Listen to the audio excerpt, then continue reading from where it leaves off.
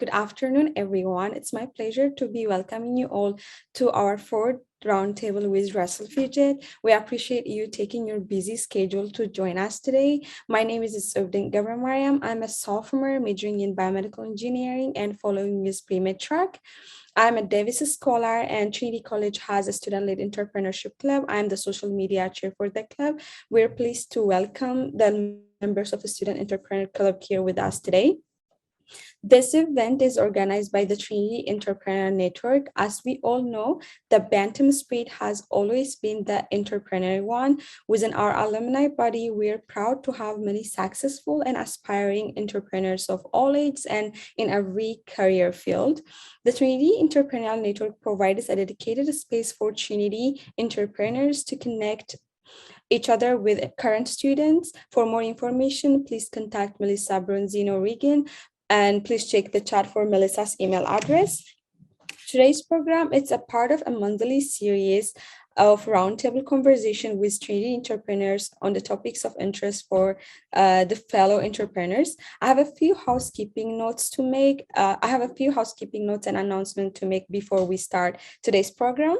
The first one is during Russell's presentation, we recommend that you set your view to speaker view and then switches to gallery view for the Q&A session. And please make sure you are muted throughout the presentation. And also we will record this presentation, and please feel free to use the chat to ask questions, offer thoughts throughout the presentation. We would also like to ask you to complete your profile on the Bantam Career Network. The Bantam Career Network is like a LinkedIn. It's only open to members of Trinity community. It's a great way for all students and alumni to connect with each other. The Trinity Entrepreneur Network has created a group within the BCN, which is the Bantam Career Network, for alumni and students, especially for who are interested in entrepreneurship. This group provides a dedicated space that will allow students and alumni to post questions and seek advice within other entrepreneurs. So we hope you will all complete your profile on the Bantam Career Network to join the group specifically created to provide space for alumni and students. And before start, I'm going to announce the coming events for Trinity Entrepreneur Network. The next program is going to be in March 8. We have a roundtable with Michelle Montin, class of 89, on creating effective content to promote your business. Then April 6, we have a roundtable with Nick Nunaski, class of 93, on franchising and new economy. And May 3rd, we have a roundtable with Dr. Jennifer Hall, class of 89, on the entrepreneurial mindset. If you have any ideas or other topics or would like to recommend a speaker or even volunteer yourself, please reach out to Melissa. And finally, we hope you share your feedback in our post-event survey that you will receive in an email tomorrow. Today, we are delighted to have Russell Fugett, class of 01, here with us today. Please join me in welcoming him. Thank you. It's good to see everyone here. I gotta first thank the familiar names. I know Seth and Shakira, thank you so much for joining me, two of you. Both of them, of course, shared their time with me on Trinity College's campus beneath the elms, and Anita, Enoch, Michelle, Stephanie, Ella Pio, Joanne, Keith, Cheryl, Chrissy-Ann, Ellen, anyone else I've missed, thank you for being here. Of course, I want to thank INSUB and who is on the e-board of the relatively newly formed Trinity College Entrepreneurship Student Group. And of course, Melissa, also a Trinity alum, class of 87, and Trinity staff member, for facilitating this opportunity today to talk about values. And of course, as the description on the registration said, the last 2 years has really given us an opportunity to reflect on what's valuable to us. And of course, there's been many conversations in the public sphere about values. And of course, when it comes to business and our economy, and how does that impact values? And so many people have left the workforce to start businesses. And disproportionately, I think I've recently seen research that says that African Americans in particular, I think even African American women in particular are leading the way in this group. I think women more generally are leading the way in this group that have left the workforce, and many of which are not coming back, but are now being entrepreneurial and finding other ways to generate income and revenue to support their families, right? So we're in a very interesting time about values, right? So people are defining values about their personal time, right? Work-life balance, mental health, being able to provide for your family, but also invest time in raising your family and imparting values to your children, right? Many of us also in my age demographic in my early 40s are in the sandwich generation, where we're also not only supporting our children, but we're also supporting the elderly, our parents, perhaps even our grandparents, if we're lucky enough that we're needing to find healthcare solutions for them. So all of these things are really pushing us outside of our comfort zone in a lot of ways and spurring more entrepreneurial development. But when it comes to values, how do we transition those values to actually opportunity, right? To meeting critical needs. So I'll start by sharing a little bit of my story, and some of you may know, who know me, know my story is very deeply rooted in my family's story and my history, and those things have certainly driven me and driven a lot of my entrepreneurial pursuits and the values that have driven them. So I'll start with this brief story of my great grandfather times 6. His name was Henry Bakeman. He was born in Somerset, New Jersey in the 1760s. And as a late teen, signed up to join the colonial army and served in upstate New York under Colonel Willamette, and fought in a number of battles. Is said to have lost some toes as a result of some harsh winters in upstate New York where he fought. Also, we have history that shows he played the banjo, a music that kept the spirits of fellow troops up. Now, let me be clear. Henry Bakeman was a free Black person who fought in the Revolutionary War. And we believe there were as many as 10,000 freed persons of color, mostly freed, I believe, if not all freed, who served to found this country. So as many of you know, this is Black History Month, and of course, we take great pride in my ancestor. As a result, I've been able to join the Baltimore chapter of the Sons of the American Revolution. And my grandfather integrated the Maryland State chapter in 2005, and my father joined in 06, and I was able to join in 07, currently serving as second vice president and chaplain. My younger brother happens to be currently president. We just got sworn in a few weeks ago of our chapter here in Baltimore. So really, just sharing that history and those values, and I often think about what was Henry Bakeman's life like? What values drove him to serve the country? And from there, we know after he served, he was able to marry and had children and have property in upstate New York. And he had to repeatedly write his congressperson to get his pension and later in life. And then he was able to get his pension, in a month later he passed, and then his wife wrote, and then she was able to get the pension herself once Henry had passed. And then unfortunately, not long after she was able to obtain the pension, she passed. But I often think about Henry and serving, perhaps out of a sense of necessity, but also perhaps valuing freedom and opportunity to form a new country that perhaps could be a better place and opportunity for himself and his family and for his prospects. So I certainly always think about him. Then going further down, I think about my great-great-grandfather, Joseph Martin Fugett, who was born enslaved in Central Tennessee and escaped to upstate New York, and learned the trade of blacksmith and had his own blacksmith shop. And we actually have a photograph, J.M. Fugett Blacksmiths, and he actually had a United States patent, which you can see right here over my shoulders on the wall, a patent he'd filed in 1888. For a suspension mount on a buggy. Now, my father often jokes that if it was not for the automobile being created a few decades later, that my family would have had its first fortune. So I joke with him, I say, yeah, we're still kind of working on that a little bit, getting that first fortune. So I often think about the values that drove him to board a train with his older brother in Central Tennessee from Murfreesboro, heading north to parts unknown, to eventually learn a trade and then have the ability to own a shop, right? So the ability to provide for his family, right? The ability to create and build. Is also a house that he built that's still in Baldwinsville, New York, which is a town up near Syracuse. And it's said that the architectural design is very unique it has roots in African design, and it's not known how he could have possibly learned the design. So we are left to speculate that through oral history, he was able to learn this architecture and learn the design of this house that's unlike any other house, and it's still standing in Baldwinsville to this day. So I think about the values that drove his family. And he had, I believe it's 5 children, the youngest of which is my great grandfather and my namesake, and he was able to send all 5 to college. And again, this is in the 19 teens that we're getting to with my great grandfather. And then I think about my great grandfather's namesake, who has a school named after him in upstate New York, and he was an educator. And he went to Tuskegee. He went to first he went to Cornell, then later taught at Tuskegee with Booker T. Washington, and then ended up in New Jersey himself and getting a master's at Princeton and teaching there. And then he and my great grandmother ended up teaching at what was then called the Gay Street School in Westchester, Pennsylvania. And before he died, they named a middle school after him, Joseph R. Fugett Middle School, which is still there to this day. And so again, I think about the values that drove him, right, to go to college, right?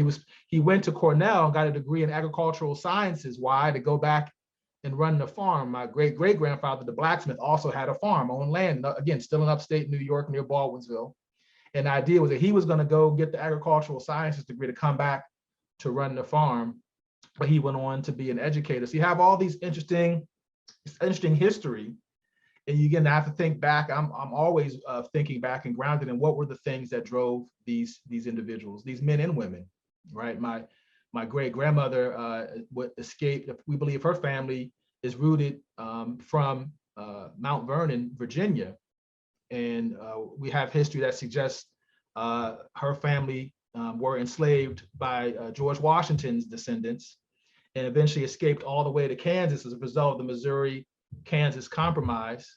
And she was able to go to University of Kansas. It had A's in Virgil and Cicero, and also got lured to Tuskegee by Booker T. Washington, where she met my great grandfather, and ended up marrying and having 2 sons, the youngest of which is my late grandfather as well, who served during World War II and was an educator at the NSA, where he would help teach code breaking at the NSA right down the road from where I sit today here in Maryland, National Security Agency, for those who don't know the alphabet soup here in this DC region. So again, I'm always thinking about values of these men and women who were educators, who were entrepreneurs, who had the audacity to found a blacksmith shop. There's one anecdote where there was a dispute, and he actually, my great grandfather, in his blacksmith shop got shot right as a result of an argument.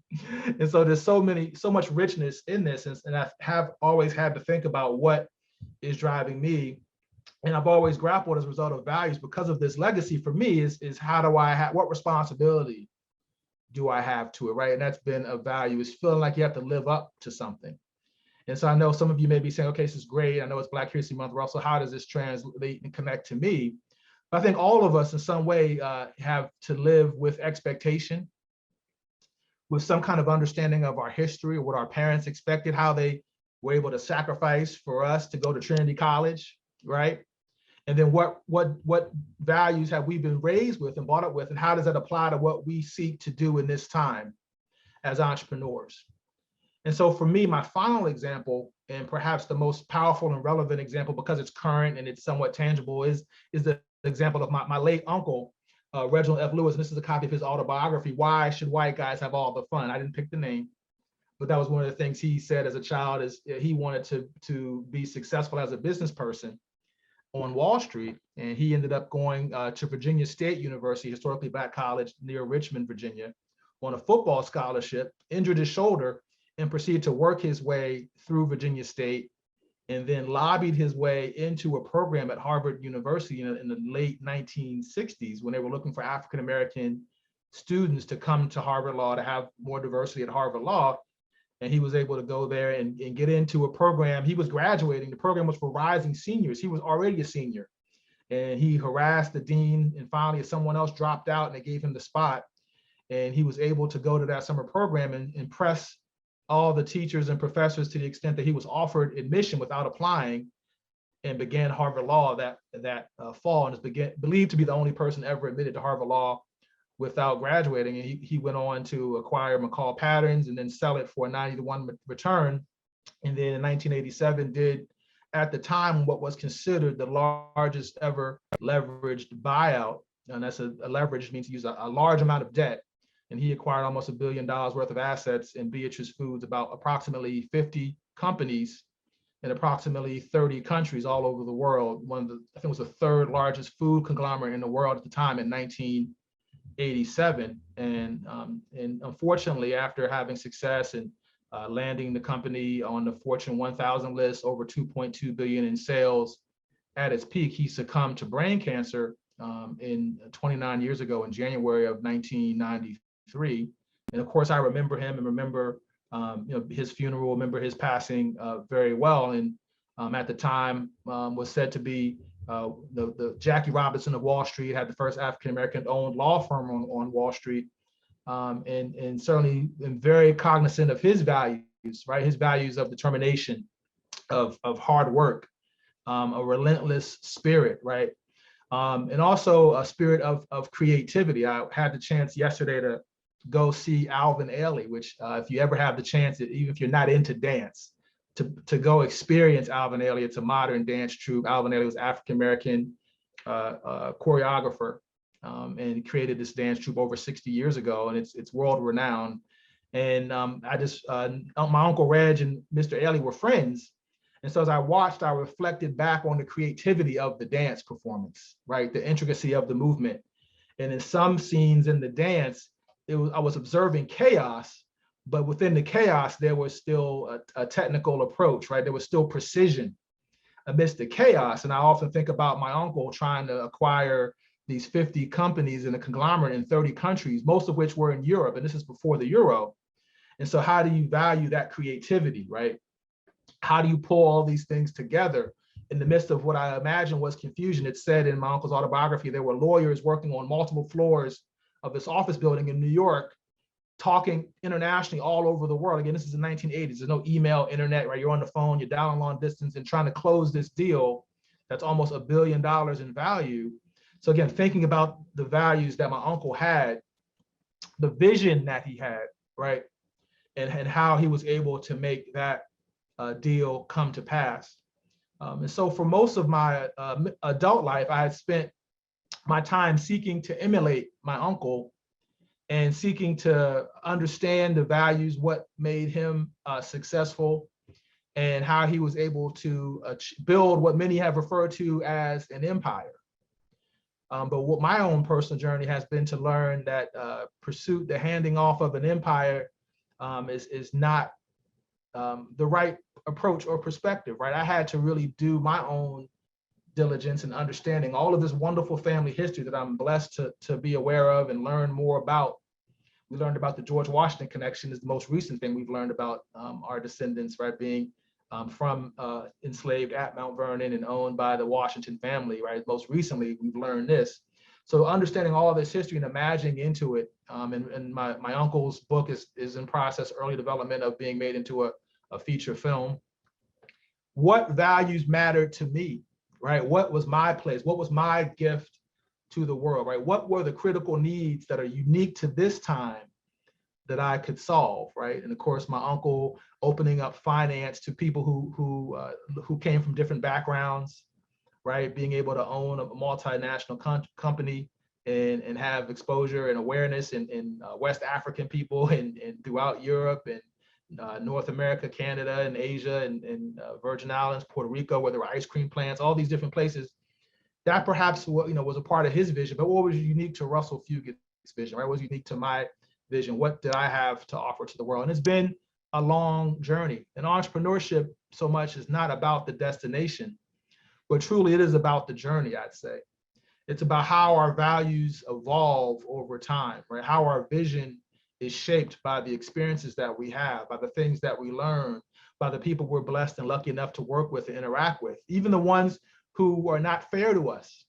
And I've even experienced opportunity at one chance where I was told I had a lawsuit but did not pursue it, right? Where I did not feel I was treated fairly, where I thought I had been lied to and misled by an entity that was, some legal opinion was I could hold them accountable, right? But did I go into entrepreneurship to sue, or did I go to entrepreneurship to create something that met a need. And I had to make a decision. And so the accumulation of all these experiences, the accumulation of understanding of who you are and where you came from, right? And I know I'm blessed to be able to talk about history back a few hundred years. I know many folks may not know more about the history other than where their grandparents came from. But what can you grasp onto them? What can you learn from them if you're lucky enough to still be able to pick up the phone or hop on a Zoom, or even better, sit at the kitchen table with your grandmother or grandfather? What can you learn from them? Even though they might not have been entrepreneurial, certainly there was a level of creativity that they had to have and live their life with that you can absorb, that you can learn from, right? It's the very little things, the very subtle things, right? And I don't believe in accidents. I don't believe in mistakes. I don't so much believe in happenstance. So what can you take that have gotten you to this moment that you've been blessed enough to get from your friends, your parents, your grandparents, what have you, whatever family history you may have, that can inspire you and your visions to this day? So in wrapping up, I'll just tell you where I am now, and I'm in the process, and I think a couple of you on this call are aware of it. And again, thank you, I know Charles and Shakira for being here, Seth. I've landed on founding Joomla Network, which is a strategic consultancy and knowledge network focused on diversity and inclusion. As some of you know, I was an outspoken student leader during my time at Trinity, and more recently I've been outspoken and encouraging today's student leaders in their push to make Trinity College more inclusive on its campus, and of more inclusive of the students that attend, and more attractive for future students, and a more robust university when it comes to discussion and thought and critique about the history of our country, the history of the state of Connecticut, and the history of Trinity College, good and bad, so that we may be more enriched and more strengthened in the values we have as a community of students and alumni. So in forming Joomla Network, I've landed on 3 key values. The first value is excellence. And I've seen it in so many ways, and we continue to see it in the news where there's really not an emphasis on excellence. And the thing that excellence requires of us, that many of us, and I struggle with it, we all do, it requires us to get uncomfortable. It requires us to develop new habits and new routines. It may require us to work with people who are not like us, who do not speak the same language, literally or figuratively. People with different backgrounds and skill sets, right? To be entrepreneurial, right? You have to have some diverse perspective. If everybody thinks like you, good luck. If everybody has the same skills as you, good luck. You have to be aware of what your strengths are, and then go find the complement. Go find the people who will help you bridge your weakness on your team to be your strength, right? If you're an inventor or a creator, you're going to need someone who can do operations, right? Bill Gates had Steve Ballmer, right, in Microsoft as one of the models I often point to. Bill Gates had this genius, love him or loathe him, Bill Gates created Microsoft, had the technology, but he needed Steve Ballmer to drive an organization and a business. The two would not have been successful apart. So excellence, really understanding that you have to strive for it. Just because maybe you're succeeding one year may not mean you're going to succeed the next year or the next cycle. So how are you constantly evolving and shaping your business to be excellent, to bring different voices in the room, to make space for constructive criticism? I have a degree in project management, and in my training at George Washington University, we learned and talked about what it means to have constructive criticism, to have healthy debate, that you have to have the disagreement in the room if you're going to put a rocket on the moon. And my capstone professor was in fact a NASA rocket scientist, right? So these things were very literal and real in terms of having these difficult conversations, because if you're just off by a fraction of an inch, the rocket could explode.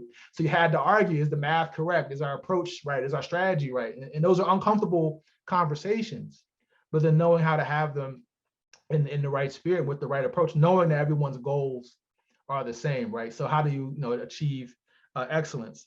The next value is generosity. And generosity, obviously I think a lot of times we think about money, we're going to give money, but how do we give our time, right? How do we even are generous with our patience? How do we hold our tongue to listen to that last thought that our team member might have, or that disgruntled customer might have? They may have a point. Maybe all their points aren't right, but there may be a kernel of truth in something they have to say. How do we live generously, right? How do we experience generosity as a value, right? So many people, if you think about, again, going back to your family, your friends, your teachers at Trinity College have been generous to you in sharing their time and their thoughts and their interests. So how do we reflect that value and how do we make that a part of business and serving and having difficult conversations, of course, in the area of diversity and inclusion. And then the last value, of course, for me is loving service, right? Do you have the courage to really be loving in terms of having a servant heart? And so one of the things that always drove me during my time at Trinity and still drives me is the Dr. Martin Luther King's vision of beloved community. So how do you form that? I know we talk about community a lot in this time. And of course, we have virtual spaces that make it easier to, in some ways, form community. But how do you really help people to feel valued, right? And one of my favorite Dr. King quotes is something to the effect of, your verb and your noun don't have to agree, but everyone can be great because everyone can serve.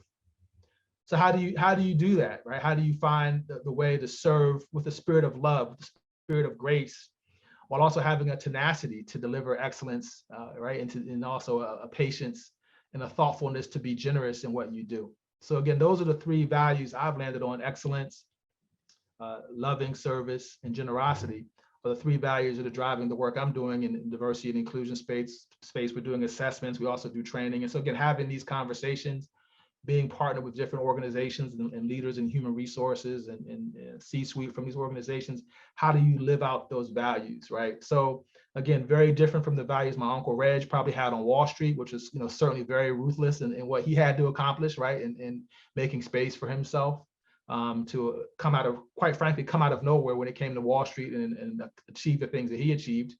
And certainly very different than many of my other ancestors, if not only because I have unique opportunities that they never could have had and possibly couldn't have dreamed of in this time that they did not have, right? My great-great-grandfather was able to escape being enslaved and learn a trade, and by the grace of God, was able to own his own blacksmith shop and then file a patent, right? Like it's amazing.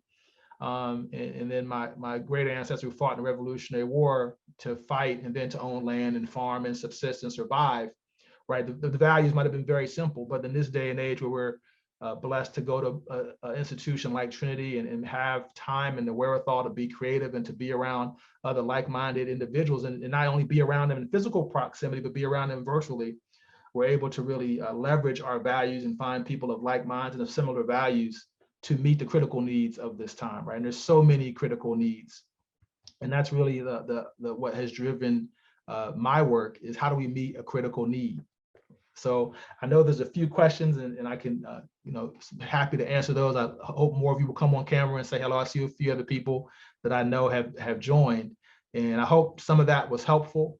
And I hope some of that inspires you to think about your values and how you develop them and how you shape them, and how some of the values may even be aware of already been formed because of your family of origin and the friends and groups you've associated with, and then how those evolving values will continue to propel you and your entrepreneurial ventures forward. So with that, I'll stop and take questions and hope we can have a robust conversation for the second half hour. Thank you so much for the presentation. If you guys have any question, put it in the chat, or even you can unmute yourself and ask the question. Hey, I'd like to ask a question, if it's okay. Hey, Russell. I'm Ian, class of 07. All right. I've been on my own for 4 years. I run a boutique legal firm where we work with startups and growing software companies. And one of our biggest client right now is actually in the D&I space. They're called Pymetrics. I don't know if you've heard of them, but our founder and CEO is a big thought leader, sort of around a lot of different frontier technologies, including algorithmic accountability, transparency, but the core software product is it's a D&I software platform. So my question is, as a fellow Trinity alum, how can I connect with you? How can I interface with what you're doing to sort of, help promote this, but also support the work that you're doing, which you described today? Like, how can we connect? Sure. Well, Ian, first of all, congratulations on the work you've done independent to have your own law firm and to sustain during these last 2 years. That's quite an accomplishment. I come from a family of attorneys. My parents are attorneys. My brother and sister are attorneys. I ended up going to business school and avoided law school somehow. So I admire those who took that path. My brother just passed the bar and began his first job as an attorney last week. So my younger brother. So yeah, I'm sure we'll be happy to connect. I know my email address is floating around somewhere. I would love to hear about that product and how we can be in partnership to solve problems, right? In the day, people drive business, right? And how can we shift cultures in systems to create value in organizations and also create value for people. And I'm doing some work right now in diversity recruiting and hiring, and having retention issues is a huge cost. We're dealing in an industry, in a world where there's been over $10 billion of lawsuits. I'm sure, Ian, you know a little bit about this in recent years. A lot of it because of discrimination, but a lot of it unfortunately reflects what we've seen allegedly most recently from a former governor of New York, which has to do with retaliation, is one of the biggest sources of lawsuits. And so how do we avoid that? How do we create better places where most of us spend our time in the workplace, right? And so Ian, thank you for the work you're doing, and I'm sure we can figure out how to connect. I definitely can look you up on LinkedIn. I'm pretty easy to find. Good. Eager to have the conversation. Likewise. Thank you, Ian. Shall I jump in with my raised hand? Go ahead, Michelle. Hey, folks. Thanks, Russell. I love that background of your family story. It was really inspirational.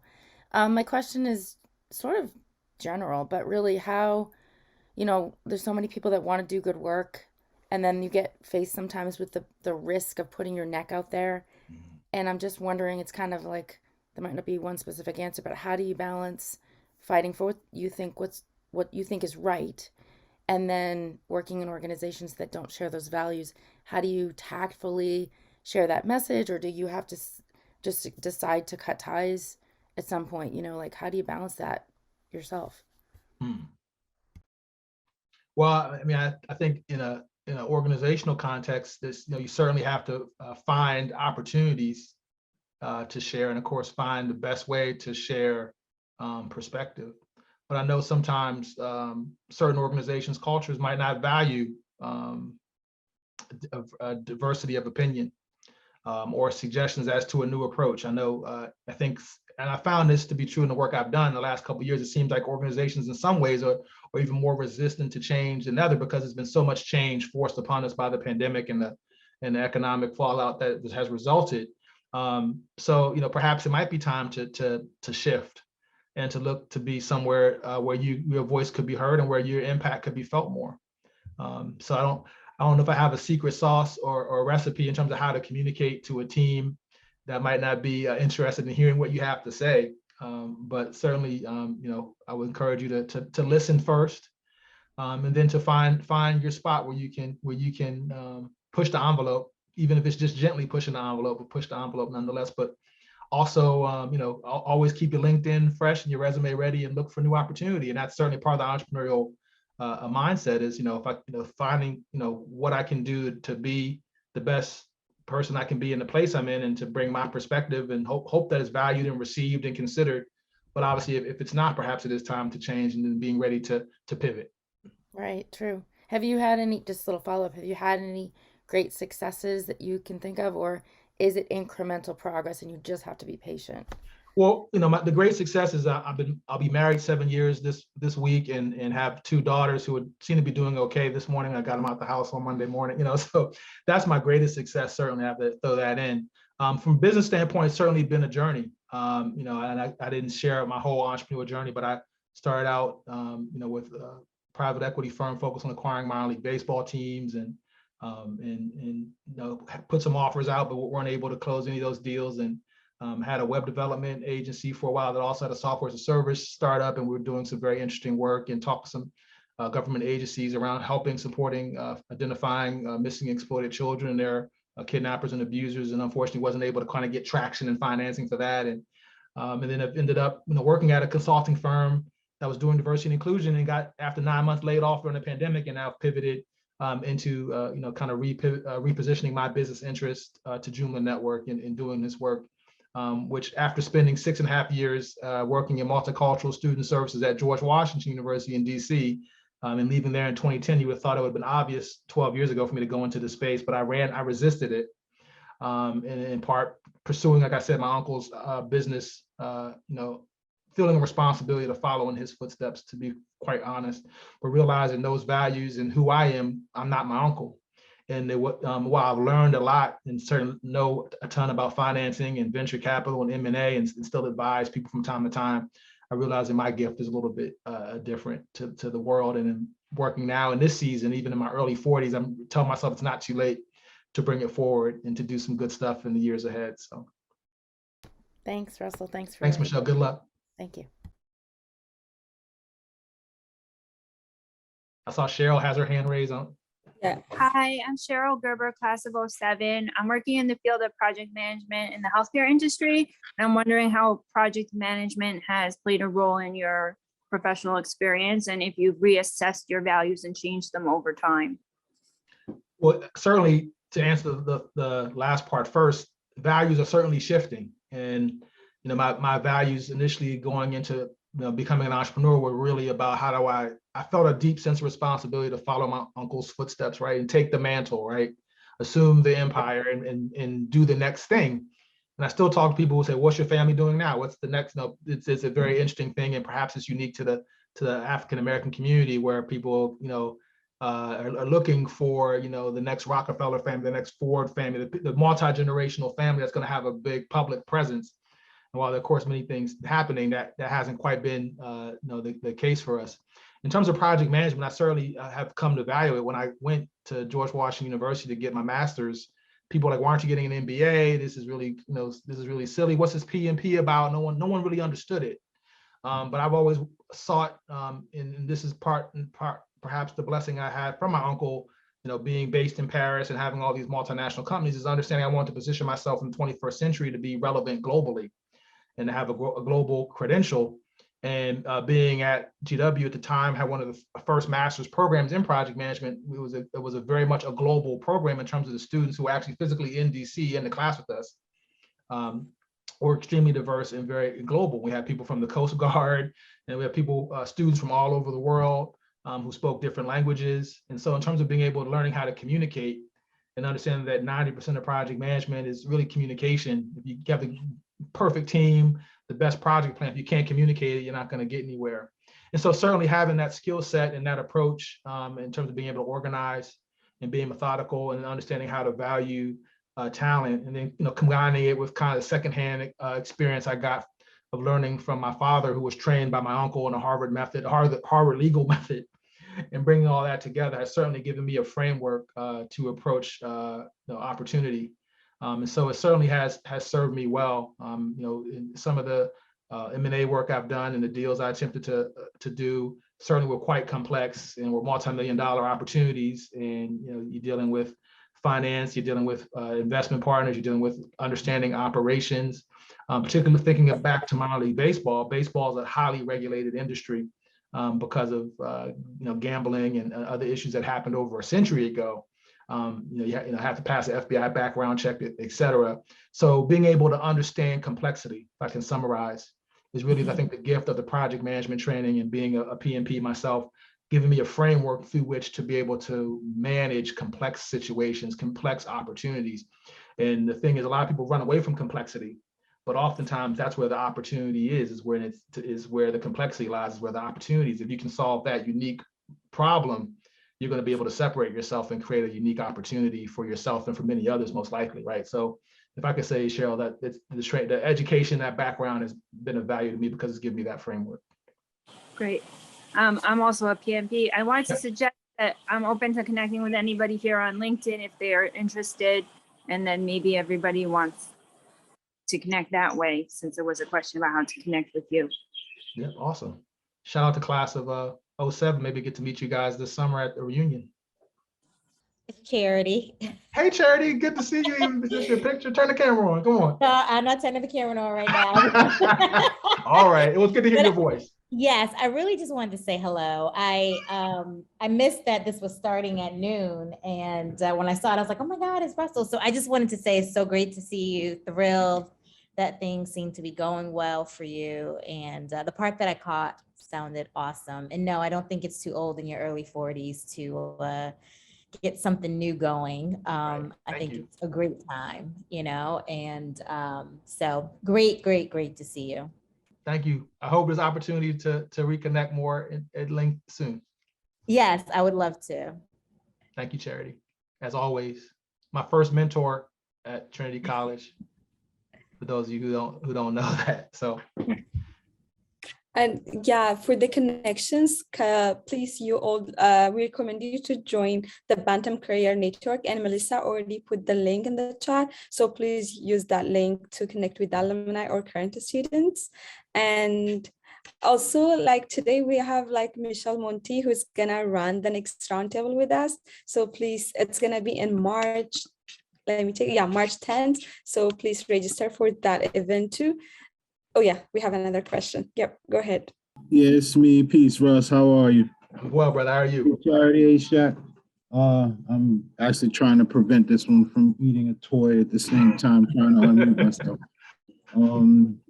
So thank you so much, Russ, for, number one, the history lesson about your family. My first question was related to that. Like, is this something that you grew up knowing all the while, or knowledge that you've compiled over time, as it was parsed out by your, father, your uncle, or, were you like equipped with all this in your wheelhouse when you were 13, 14 years old?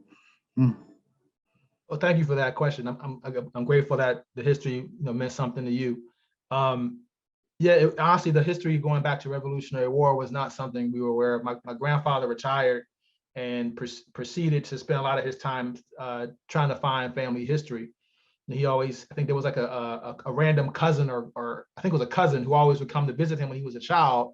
And he never knew like who she was exactly and like how she fit into the family. So he just began doing research. And long story short, was able to figure out that we were descended from the free African and connected to this Bakeman family, with a very interesting and very American history, going all the way back to the Revolutionary War. And so that happened shortly after my college years, I would say, where that discovery was made. Like I said, the discovery of being descended from enslaved peoples who were enslaved by the George Washington family in Mount Vernon here in Virginia. I think we were told that about 3 or 4 years ago. As a genealogist who's become a great family friend, who's a part of our chapter of the Sons of the American Revolution here in Baltimore, who's continued to dig. That's his hobby. He loves it. So he's done research and gone all down our family tree and just continued to find these connections and find birth certificates and records. And so as we go forward, we keep learning more. All this to say, we keep learning more. I really wasn't aware of my great-great-grandfather who escaped. I knew he escaped. My father had written his college thesis at Amherst on his great-grandfather, my great-great-grandfather, Joseph Martin Fugett, who escaped being enslaved in Murfreesboro, Tennessee, ended up in upstate New York, adopted by a white Union doctor and then learned the trade of blacksmith from a man named Russell. That's how my name came down and learning that. I really didn't have a awareness, understanding of the story. I really wasn't even aware of the U.S. patent until maybe like 10 years ago. My father just kind of offhand mentioned it. And I pulled it off of Google Patents, and my wife framed it for me for Father's Day a few years ago. And so it's really been a journey to learn those stories. And my grandmother's 96, and her mind is not as sharp as it used to be, but I'm still able to get some gems out of her. And so that's why I certainly encourage people, if you have that chance, like just get these stories, record things. It's so easy now, write it down, because that has been an increasing source of strength for me to understand these stories of my ancestors and say, well, if they were able to overcome these things in these times, what can I do in this day and age with the so many of the wonderful benefits that I have, the education, the technology, the resources, the know-how. And so it's certainly been an ongoing journey to learn, and there's more to learn. There's even more to document. And my cousins and I talk about that. My father still has writing. He wants to get out to tell his story more and his perspective on what he's experienced. And so it's been a journey. So similar to how I said in business, it's not too late to start. It's not too late to start now to do that research into the genealogy and learn your family history and take some power from the shoulders that you stand on. I encourage everyone to take the time and invest in that. Thank you so much for that, Russ. And I also want to lift up, and thank you for acknowledging your children as being your biggest accomplishment. Having started my own journey of parenthood at a later age, they are the be all of everything that, the reason why my career has come to this point is because I was bettering my community for other children. So, that being said, I'm still on the hamster wheel at the moment, but doing work that is extremely necessary, Medicaid reform for young people and pregnant individuals pre and postpartum up to a year after giving birth, having seen the disparities in the numbers in relation to how a Black woman of considerable educational attainment is much more likely to lose their life in childbirth, in this country, than their white counterpart, which is, with a white counterpart with a high school diploma, at that. There's a systemic issue that is pervasive throughout so many of the systems in this country, and we all know what it is. I don't have to go down that rabbit hole, but my first encounter with said rabbit hole was Trinity College. Having come from a very diverse community where, people were very kind to young people, it opens up into a world where you understand that, people are driven by their biases, both implicit and explicit. And with that being said, navigating into your entrepreneurship, role or your pathway, how much interaction with the legal system have you had? It's or have you, well, you're kind of fortunate because you got lawyers everywhere. But have you had to tap them to begin, get you started and cross the T's and dot the I's? Well, certainly when I was trying to do, 7 and 8 figure transactions, I certainly, my uncle's approach in the Harvard method was legal and accounting. You start every meeting with, okay, where are we with legal and where are we with accounting? And no one's going to invest with you or lend you money if you're not tight in those areas. So I've certainly been blessed to have a lot of great lawyers and some expensive law firms that I paid a lot of money to support me in those ventures. My uncle was his own lawyer, and that benefited him in order for him to facilitate the transactions he did. I was not a lawyer, so I had to find counsel or retain counsel, which I was able to do on every occasion. So that's been my primary interaction. And I did want to say I have a great a partner in Joomla Network who's doing amazing work. She's out of Tufts University in the maternal health disparities. She's founded and runs the Mother Lab, MOTHER. If you ever heard of them, check them out. I'd love to connect you there. She's doing amazing work in this space around African American maternal health disparities. So in terms of maternal and the birth disparities. So love to connect you there, Seth. Thank you. I was waiting for Carol, Charles, Shakira. I'm seeing all the people I know on here is going to smile at me, but that's fine. Y'all can just smile at me. You don't have nothing to say. Listen, dude, I was letting other people have their moment. You know what I mean? You and I talk regularly, so I know. Thank you for showing up, Charles. I'll get on the mic and just let everybody know how thrilled I am to be my brother and to see how well you're doing and to hear this. I get access to this wisdom and knowledge on a regular basis. So I'm happy. Your generosity, I'm available to y'all, Cheryl, anybody. Like I said, hit me up. I'm here. Experience, Russ. I'm giving it away. But sure. yeah, thrilled, happy for you. Love you, man. This has been amazing. This has been amazing. Thank you. I'm humbled. Thank you. Okay, so my question is, and we do have students here. So what advice you wish you had given as a student at Trinity, or what would you give for a college student who just what a piece of advice would you give for a college students who want to become entrepreneurs? Identify a critical need, and then as I think the description of this this meeting said, the registration is oftentimes there's needs that we have, and the needs that we have sometimes in this some of this, not to get too far afield, can play into mental health, and I'm the only one experiencing this, I'm the only one feeling this way. No, don't be selfish, you're not that special. There's probably a need or a want or a desire that someone else has. So how could you meet that need? What gifts and talents that you have? What skills are you learning? What degree are you getting at Trinity College that can meet a need? And keep it simple. Keep it one page, right? And then the how do I start my business? I always tell people, find the first person you can serve. Maybe you can charge them if you're selling a good or a product. Maybe you have to do it for free, pro bono. Find the first person you can help and help them.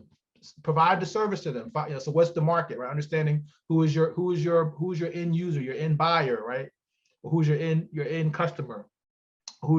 If you're being a social entrepreneur, if you want to do not-for-profit, community development, what have you, who are you trying to help? What need are you trying to meet? And then find the most efficient way to meet the first thing. And I know it's often easy for us to get to the 20th thing, and we can, I know many of us here, this wonderful education we've all got, Trinity, can think of those 20 things and can chart a path. I think those of us who are entrepreneurs have that vision, right? Can see the solution before, way before we even can begin to get to it. But you got to find that first step. You got to take the first step and the simple step, and then get the lessons learned, right? Ask questions of the first person you serve. What was good? What was bad? What could I have done better? And then find the next person and repeat. And that's really the best advice I give, and to not make it complicated, right? It'll get, if you're able to scale and grow, eventually it'll get complex, and you hopefully have good people to be with you when that happens. But to find the first person that you can help, and help them, and keep learning. It doesn't stop. When you get the gray hair and the beard like me, you're still going to be learning. And going back to what Seth said, your perspective on what's important will shift. And so my greatest accomplishment, I'm surviving a pandemic as a dad and a husband. That's my greatest accomplishment right now. And when you get a little older, you'll value those things. And to be able to get up and be an entrepreneur and run my own business every day is icing on that cake. And having the opportunity to speak to all of you makes the cake especially delicious today. Because I'm grateful to know that something I've shared from my life could be an impact to you, and all the wonderful things all of us here are going to still do in the days and years ahead. Any final thoughts? Because it's almost one. So do you have any final thoughts? I'm on LinkedIn. Anywhere you want to find me, I'm happy to talk more and be a resource and ally. And to my friends who showed up today, it's great to see you and hear you. Thank you for the questions and the smiling faces, and I'm grateful. Okay. So thank you so much, Russell, for your presentation, time and all. We really appreciate you taking your time to be here for the event with us today. And thank you so much, everyone, for joining us and be active in the Q&A session. Please look at the post-event survey that you're going to get in your email tomorrow. And also, please join the Trinity Entrepreneurial Network. Complete your profile in the Bantam Career Network. The link is already in the chat. And if you have anything, follow up with Melissa. If you want to have any additional information. And thank you so much for joining us today. Have a great day. Great job, Insub. Great job.